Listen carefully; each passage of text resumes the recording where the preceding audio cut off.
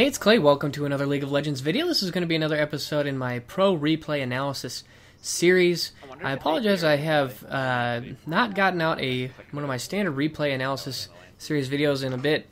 I have been so annoyed and frustrated with the replay systems. I don't understand. I'm not sure if it's just something that is specific to me, but op.gg has not been working for me, and I don't understand why. So I've been really annoyed because I want to get those episodes out. I want to help you guys improve, but I just can't. So what I'm probably going to do is try to make a video where I explain how to actually record your gameplay in a way that's more reliable.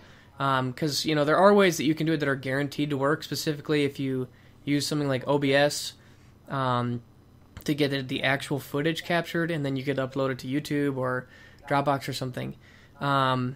So anyways, very, very annoyed about that, so I apologize. But anyways, we're going to do, this is going to be Sickmotion playing Pantheon in the top lane. And I chose this for a couple of reasons. And well, part of it is because I actually have been playing a fair bit of Pantheon throughout the preseason and also in the start of the season. And I think that actually Pantheon is a champion that I would recommend to those of you that are looking for somebody to try and get some carrying out of a little bit of a lower elo bracket. I think that Pantheon's playstyle is very, very well suited to carrying kind of lower brackets of play where gameplay is a little bit more unorganized, where there's less teamwork, it's a little bit more chaotic. I think Pantheon really fits in well, and so as we watch this, I kind of want to explain exactly why. So first of all, Pantheon has become mostly a jungler, and although he was a top laner for a while, and also you see a nice flash there to get out of that gank, and also I think he definitely can fit as a mid laner as well. So let's talk about Pantheon's attributes and what makes him good in solo queues. So first and foremost, Pantheon is a lane bully. Pantheon has really good matchups against pretty much all champions. You see he's going to get this free dive here. Didn't even have to ignite. He's got really high base damage on his spells. His Q and his E also have very low cooldowns. So I actually think he might be able to win this. I don't know what that with all the help of the minions. Really smart. So I'll get back to Pantheon, but as you watch this all in here, Actually, I still can. keep in mind. So first and foremost, I'll get back to Pantheon, but I want to talk about what happened here. So first and foremost, one of the best reasons why he went for this dive is because of his passive. You can see the little yellow shield going around Pantheon. That means his Aegis protection is up, so he blocked that turret shot. And so he only took 2 turret shots instead of 3, which would have really chunked him down. Then, on this, he knows he can win this fight simply because look at all of these minions that are going to be helping him fight. I bet if this Xin Zhao would look at his death recap, he would see that he took a ton of damage from minion aggro. Also, another thing to keep in mind is when Pantheon used his W to get the stun, he got another proc of his Aegis protection. So blocking another auto attack from Xin Zhao, who is a very auto attack reliant champion. So really, really smart play there, and that really displays the power of Pantheon. He is one of the strongest champions in the game in a solo lane at the early levels. High base damage, he's got a point and click stun, he's got point and click harass, which means he's very easy to use. So you don't need to have very high mechanics in order to play Pantheon well. I think that's a really important point. I know champions like Zed are strong champions, but I think there are a vast majority of solo queue cannot actually achieve the potential of those champions because of the mechanics. So that's why another reason why I recommend Pantheon is because he's so easy to play. It just mostly involves decision making and not so much mechanical skill. So very high base damage. Lane bully, he's good against a lot of different matchups too. That's another thing to keep in mind so Pantheon is really good against melee champions because his spear harass is so brutal. Melee champions are going to eat a lot of spears, but that also means that he is good against ranged champions as well because he can actually reach out and extend and get his harass down into them as well. His 3 abilities all extend out to about 600 700 range, which means that he is really, really difficult to deal with. He's good against auto attack based champions because of his passive. He also is good against more squishier carries because he has such high kill pressure. One of the best things to do against, kind of some of the squishier mages like the Lysandras or the Rises or the Teemos of the world is to take an assassin-ish champion like Pantheon, because he has such insane kill pressure. You can see he's going for it again here. Probably not going to get it, but interesting how he used his ult there just to secure the kill in lane. So, and then the second reason why I think, so I've talked about how strong his laning is. He's got high base damage. He's got really no bad matchups. And the second reason why I really like Pantheon in solo queue is because of his roaming potential. His roaming is really, really good. It takes a little bit of getting used to. I think that one of the complaints against Pantheon is that his ultimate, it just takes a really long time to actually drop, which is true.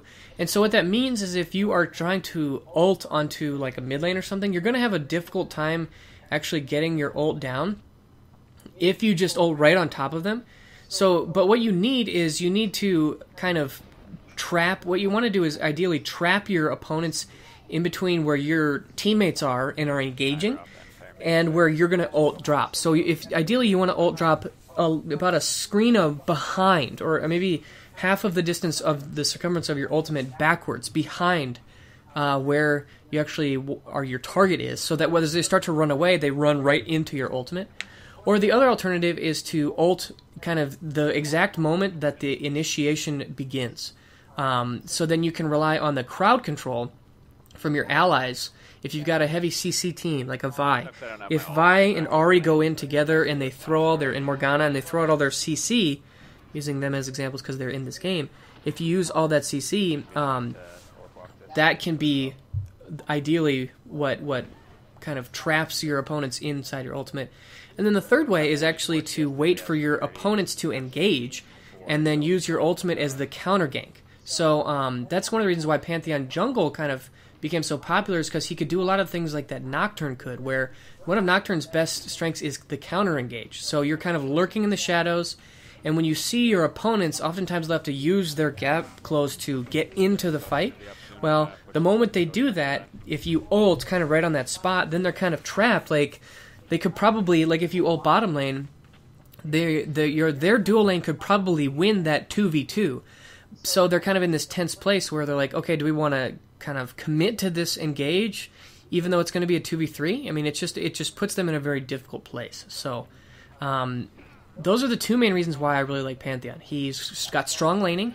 And the last thing about strong laning is that every single game you play will have a laning phase. But not every single game you play will have a late game. Some games will have snowballed out of control and will be over by the time your late game, so if you even comes to fruition. So if you pick a champion like Vayne or Nasus, who has these, really amazing late game scaling hypercarry type situations, that can be really tricky because you don't actually know if you're going to reach your power position, if that makes sense.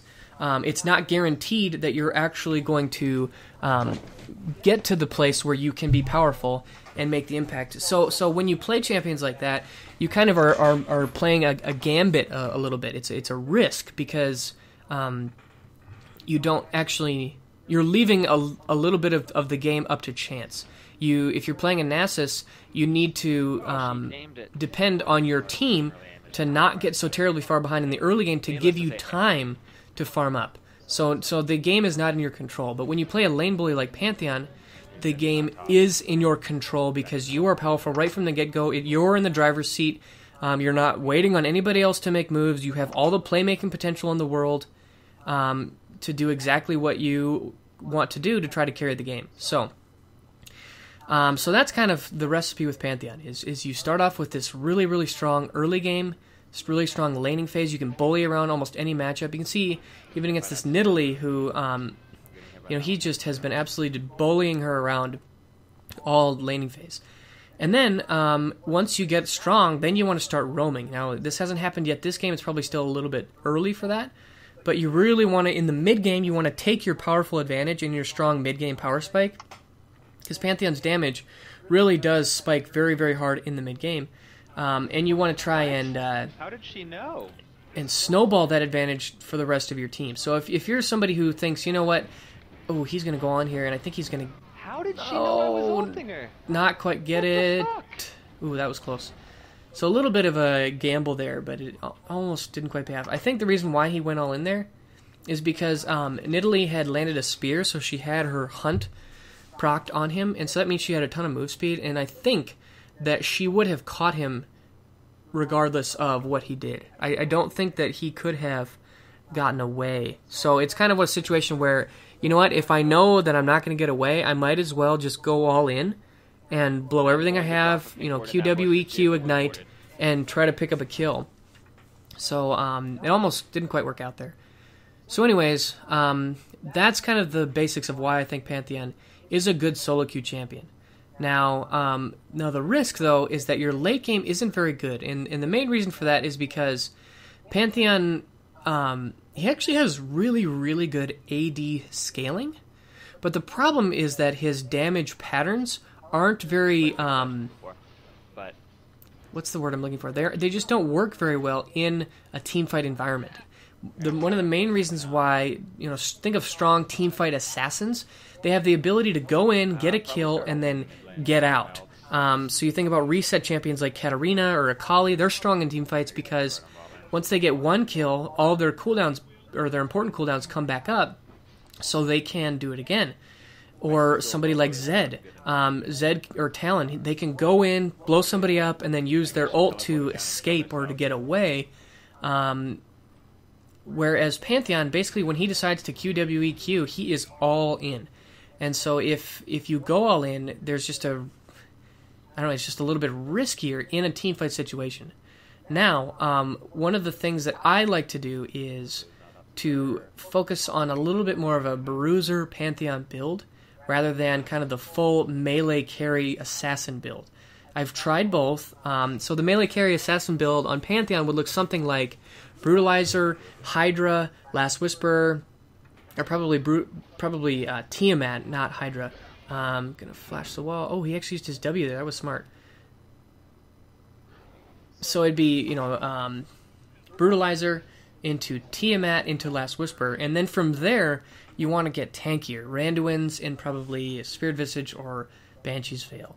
And the thing about Pantheon is that, so it's a couple things. One, he has so much damage in his kit. With his Q and his E specifically, you've got like a 5.0 bonus 80 ratio, high base damage against champions, low cooldown. Like, you have insane damage. So you don't need like a full 4-item damage build.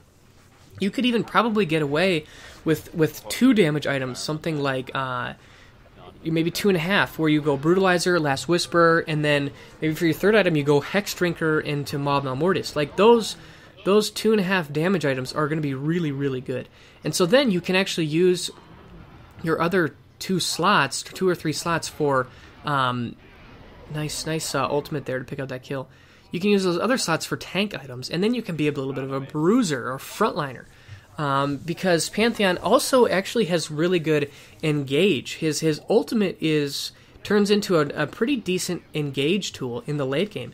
Now, that doesn't work if you're building Squishy Assassin, but if you're going for more of a bruiser build, it actually works pretty well to try and be a part of your team's hard engage. So that's kind of my thought process on Pantheon. I do think that he is a strong solo queue champion. Now, he doesn't get played in the LCS. He has a little bit of an antiquated kit. He doesn't have extreme mobility. He's got kind of some wonkiness, like with his ultimate. So I don't think he has some of the appeal factor as the Zed or the Talon or the Kha'Zix. His Kha'Zix is kind of a weird place, since is he a jungler or is he something else? Nobody, I guess, really knows. But he just isn't quite as, I guess, sexy is the word, or I don't know. But I think in terms of effectiveness in solo queue, I think Pantheon has some pretty tremendous upsides. So, that's one of the things we've seen so far in this replay is, Sickmotion started off by really pushing around the Nidalee. You can see I remember right when he got into lane from level 1, he was spamming spears. And another part of the strategy is you really want to start with Flask on Pantheon, because if you're spamming spears, you're going to have mana problems, and Flask will really help alleviate those mana problems.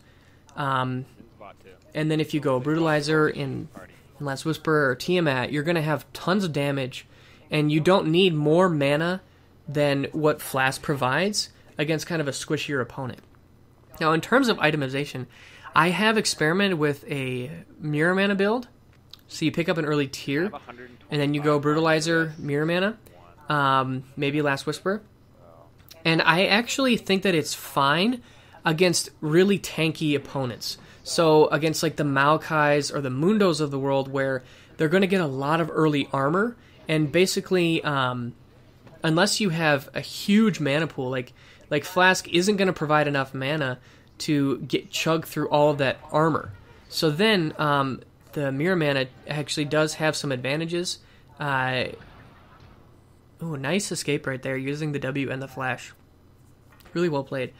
So, but for the most part, I definitely think that Mirror Mana is not a great choice on Pantheon, because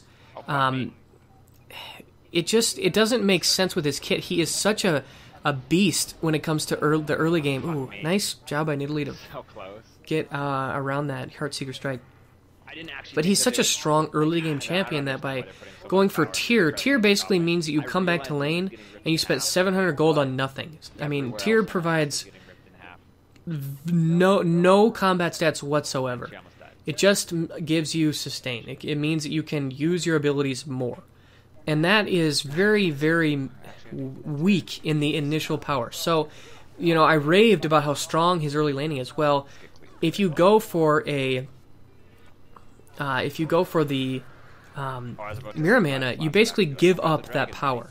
Now, against certain champions, that's okay, because they're just super weak in the early game, and you need the mana to chew through all their armor. But for the most part, it just doesn't really make a lot of sense. So, something to maybe think about. And also, I also think if you're going to go for a Mirror Mana, you really want to go for another mana item. And I think the best choice is Frozen Heart. You want to get the most out of that, mana, converting mana to AD passive. And so you really need to get another mana. And I like Frozen Heart. It gives you a lot of CDR, which is really good. And it also gives you some mana, which you can turn into combat stats. So, also, one last little tip I have about Pantheon is I actually would skill build just slightly differently. Definitely max Q, and then E second, and at level 6 take a point in your ult. But then, at this mid-game, like 11, 12, 13, I would rather max E than put a second point into the ult. Your ult, when you level it, it actually gives you lower cooldown and also more base damage. But it scales with AP, so it really isn't that good. But I would rather get maxed out on my E, because that is something you're going to use all the time. And I think that putting that extra point into E rather than your R just at level 11 or 12 is a little bit better. Not to say that this is wrong, but I just kind of, because Pantheon doesn't have a combat ultimate, putting that extra point in E does give you more combat effectiveness. So, that time we actually have the engage didn't work so well, and that's one thing to keep in mind, is that Pantheon, we talked about how he is just all in. When he goes in, he either wins hard or he loses hard, and that time it didn't really work. Janna is actually a really good pick against somebody like Pantheon, because once he comes in, Janna can basically negate what he's trying to do with a well-timed ult and tornado. So that's one of the main reasons why I think he was having a little bit of a struggle there. Another thought that I have... Oh, wow, that was a lot of damage from that Vi. Is, now I know that... So let's talk a little bit about the Sickmotion's choice of going for the Black Cleaver here. I actually haven't watched the replay or listened to his analysis, and he is definitely a better player than I am. But my thought process on Black Cleaver is that it's usually better to wait and upgrade it a little bit later into the game, and here's why. So, the main benefit of Black Cleaver is that it gives you this percentage armor shred, and the thing about the armor shred is that it is effective for your allies. So, by getting Black Cleaver, it means that Vi and Vayne's damage is going to be even better, because with the Pantheon on the front line, specifically with your E, because your E applies 3 procs of physical damage over the course of 1 second. If you QWEQ, you get a full 5-stack Black Cleaver armor shred. So that's why Black Cleaver is so good on Pantheon. But I think it's better as more of a late game item.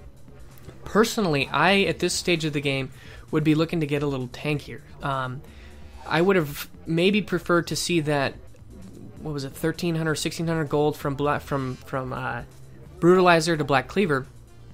I would like to see that go into maybe a Giant's Belt, or maybe a, parts of the Spirit Visage or Banshee's Veil. Just because I do think that some of these tank stats are really important on Pantheon. So that's just kind of my personal preference and adaptation. I think, personally, if you're going to go Glass Cannon Pantheon, it's just too risky for my taste. If something goes wrong, you're just going to really struggle.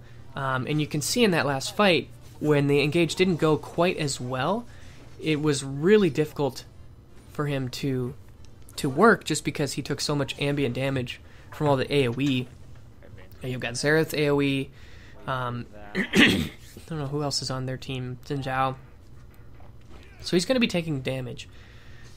I guess I like to see upgrading the Black Cleaver a little bit later into the game. Just my own personal preference, though. So now I definitely think that this... So now we're like firmly into the mid-game. And this is the part of the game where you really, really want to be focusing on... You can see now he's trying to tank up a little bit with 2 MR items. But he does have quite a bit of damage. So, and he is going to be buffing his allies, which is really nice. It's just a kind of a... when does that power spike most benefit is the question. So, you can see now he's really trying to use his ultimate to help engage these fights. I really, really like to see this out of this mid-game Pantheon. This is the point where you really want to be aggressive in helping your teammates across the map with your ultimate. Getting stuff like dragons and towers, winning some of these mid-game fights. This is the point of the game where it's, Pantheon has a little bit of a timer. There's a clock ticking over his head in terms of effectiveness. You're not going to be effective for too terribly much longer. But if you can really try and snowball your advantage right now, this is the point where you need to make plays to win the game. So, when we talked about the pros and cons of Pantheon, this is where I think Pantheon is strongest, and this is where you really need to try and abuse those strengths to the best of your ability to try and snowball the game to a victory. Nice job, Chain CC. This Chain CC right here is so good. And Pantheon is really, really good. Another thing that I really like Pantheon is he's really good against... that was crazy that I didn't die there. I think he's really solid against some of these more like high mobility champions that are difficult to lock down, simply because he's got a point-and-click stun. So if you look at somebody like the Nidalee, she's going to be a difficult champion to lock down just because she is so slippery. Well, Pantheon's got a point-and-click stun. I mean, it's really difficult for her to deal with him. If she gets in range, it's really easy for Pantheon to just pop that stun and throw his whole combo, and it just is going to absolutely blow up that assassin. I also really like Pantheon against the likes of Zed or Fizz. I mean, he is also good against Ziggs as well. But some of these very slippery, high mobile champions. When I'm playing Pantheon in kind of more of this bruiser role, so think about it. You've got this Vayne. If I'm playing Pantheon, let's identify the main threat to the Vayne, and let's do what we can to try and peel for her. You don't have a lot of AoE, but you do have one really good point-and-click stun and a whole heck of a lot of damage behind it. So, while it definitely is very, very possible to be a backline diver, and specifically with your ult, you can use your ultimate to dive the backline really well. I think he's got this. Oh, not quite. I think if he would have ignited and got one more spear, he could have got it. But taking a flash there is worth it. Hex drinker now. So you can dive the backline, but I also think that Pantheon is really good at peeling. If that Fizz or that Zed jumps in on the Vayne, you can just QWEQ them, and it's almost guaranteed with the help of your AD that you're going to get the kill.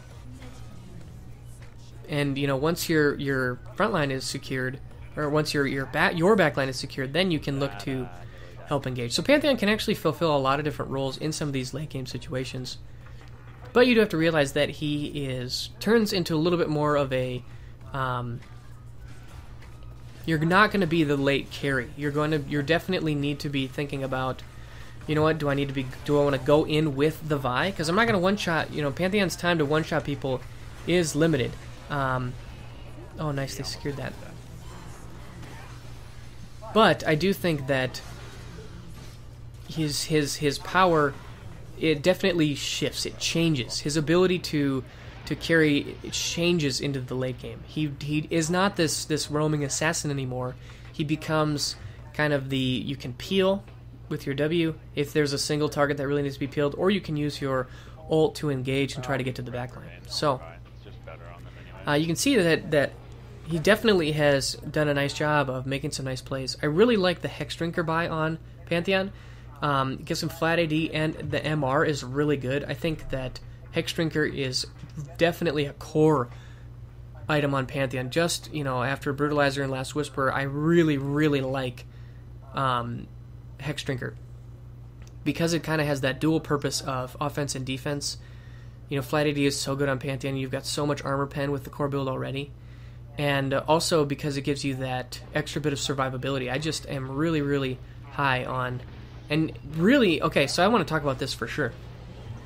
So right there, we can see that he ulted, and you can see how he picked out the Xerath as his target, and the reason for that, oh man, just really, really good play here. The reason is because just, 2 minutes ago, we remember he ulted on the Xerath and popped his flash. I think that's one thing that high elo players do really, really well, is they will remember, oh, I popped that guy's flash, and I got hit by all that. I'm gonna make something out of that. I'm going to punish that vulnerability the very next time around.